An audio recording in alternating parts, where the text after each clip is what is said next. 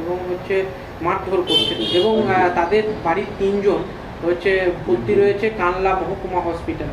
কি বলবেন এই বিষয়ে? দেখুন, ভিডিওটা আপনারা যদি ঠিকভাবে মানে ওটা লক্ষ্য করবেন যে ওই কালকে রাতে আমার ওখানে তো কালকে ওরা খুব উজ্জুতি করেছে এবং আমার ওয়াইফকে মারধর করেছে, আমাকে মারধর করেছে, আমাদের পাঁচিল ভেঙে দিয়েছে।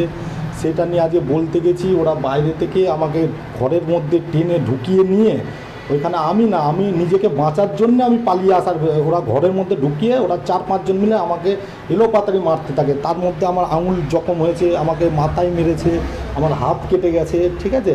আমি ওই যে ওরা মেয়েরা এবং ছেলেরা মিলে আমাকে জোর জবরদস্তি ঘরের মধ্যে ঢুকিয়ে ওইখান থেকে আমি কারোর গায়ে হাত দিইনি, আমি নিজেকে পালিয়ে আসার জন্যে, নিজেকে আত্মরক্ষার জন্য আমি বেরিয়ে আসার চেষ্টা করছিলাম। আচ্ছা, কি নিয়ে মানে হচ্ছে কি সূত্রপাত ঘটনা? সূত্রপাত হচ্ছে আমি একটা সম্পত্তি ব্যাংক থেকে নিলামে কিনেছিলাম, অকশনে সরকার